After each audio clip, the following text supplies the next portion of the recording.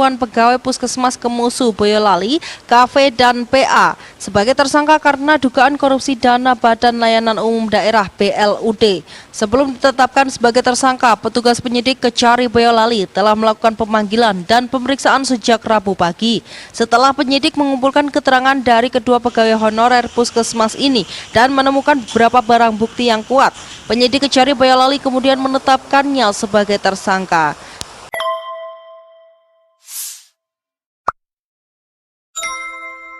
Oke, video kali ini kita akan mereaction banyaknya video terkait penangkapan Presiden BEM FISIP UNER Tubahati Ulayah. Apa benar nih Ketua BEM FISIP UNER ini sudah tertangkap atau cuma hoax belaka ya?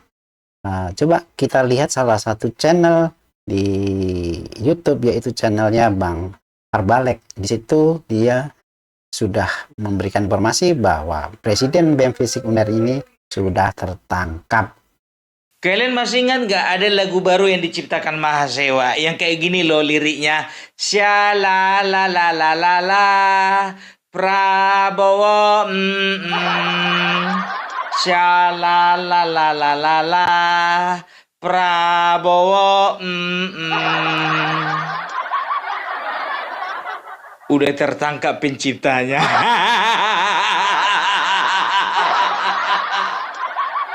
Sungguh lagu yang sangat merdu, sangat indah didengar. Tapi lebih indah lagi kalau kau nyanyikan itu di dalam penjara. Udah aku bilang dari kemarin ya, kalau misalnya kau mau menjadi orator, jangan terlalu maju kali. Kalau yang di bawah-bawah itu ngikut-ngikut aja semua, kau lah masuk penjara. Gara-gara 40.000.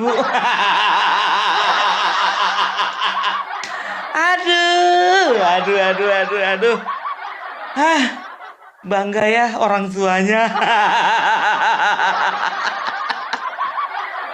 Tahu kalian, selesai demo, kabur dia entah kemana buron selama seminggu. Buron seminggu. Ujung-ujungnya ditangkap. Yang menangkap itu juga katanya warga. Ternyata warga nggak suka dengan lagumu. Karena lagumu menyakiti hati mereka.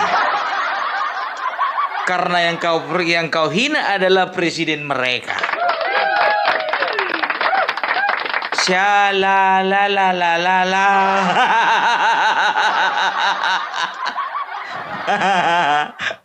Siapa yang ngajari kau, mamamu? Nah, itu tadi potongan video dari channelnya Opung Parbelak yang mana Presiden BEM FISIP UNER itu sudah ditangkap ya. Katanya setelah buron selama seminggu dia sudah tertangkap, dan yang menangkap itu adalah warga yang tidak suka presiden terpilih dia, yaitu Prabowo Subianto, dihina dengan kata-kata, menggunakan kata-kata yang tidak etis ya. Nah, sekarang kita coba cari informasi lain, benar nggak kalau orang yang menghina Prabowo ini atau Presiden BEM FISIP UNER ini benar-benar sudah ditangkap.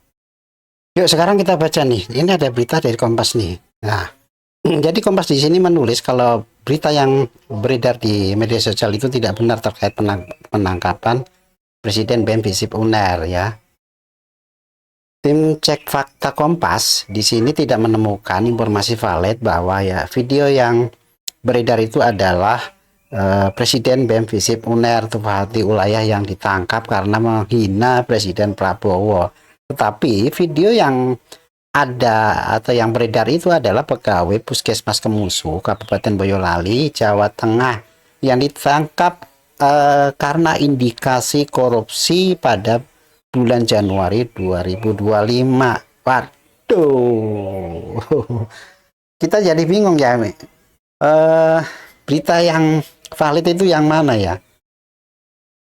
Jadi harus pandai-pandai nih kita mencari informasi tandingan supaya kita tidak terbawa oleh hoax ya.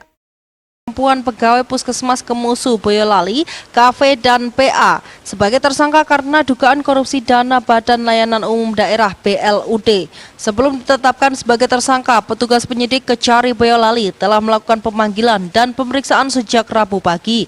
Setelah penyidik mengumpulkan keterangan dari kedua pegawai honorer Puskesmas ini dan menemukan beberapa barang bukti yang kuat, penyidik Kejari Boyolali kemudian menetapkannya sebagai tersangka.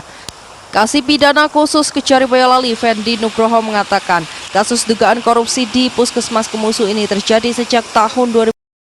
Nah, itu kan bukti bahwa berita terkait penangkapan Presiden BEM FISIP UNER itu adalah hoax ya. Jadi yang benar ya, video yang beredar di medsos itu adalah pegawai di Puskesmas Kemusu yang ditangkap terkait indikasi korupsi.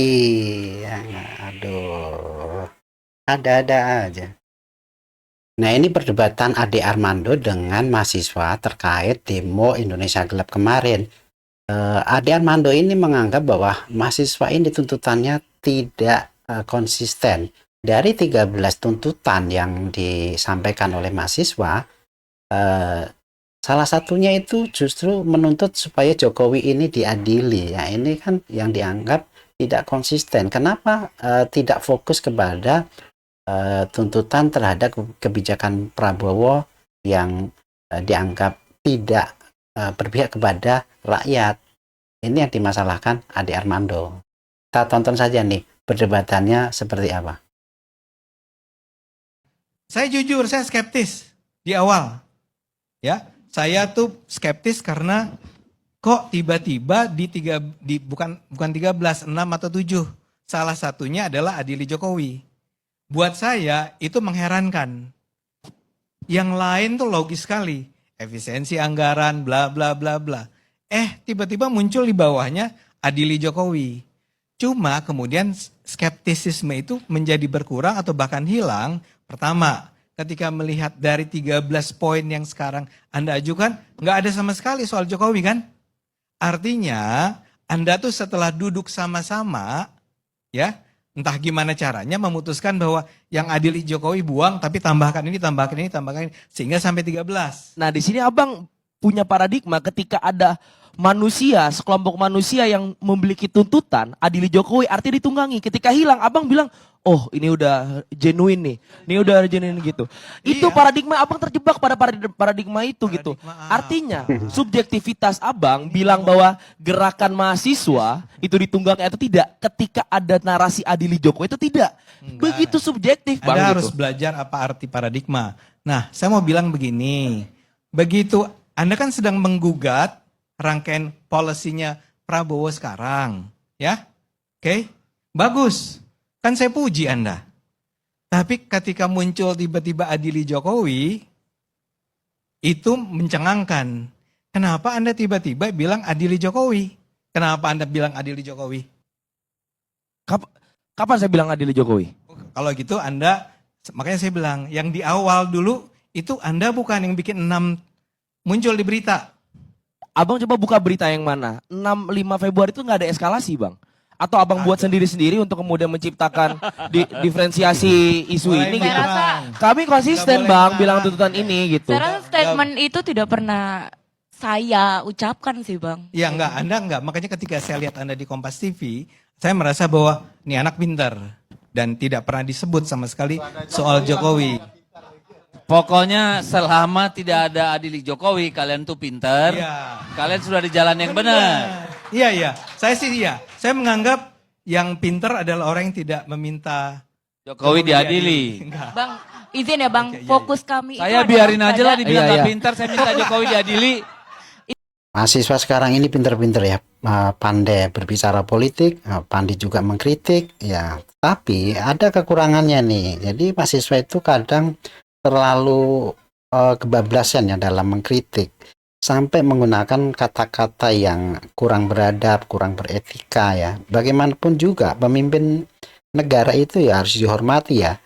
Walaupun masih banyak kebijakan-kebijakan pemimpin yang dirasa kurang berpihak kepada rakyat, tapi ya itu tadi, tetaplah mahasiswa ini dengan intelektualnya ini menggunakan diksi dalam berorasi saat demo itu, menggunakan diksi yang santun, yang beradab, ya sesuai dengan norma-norma sebagai bangsa yang santun di Indonesia ini, ya. Jauhkan dari kata-kata binatang seperti kayak kemarin itu, ya itu kan justru malah menjatuhkan harga diri sebagai mahasiswa, ya.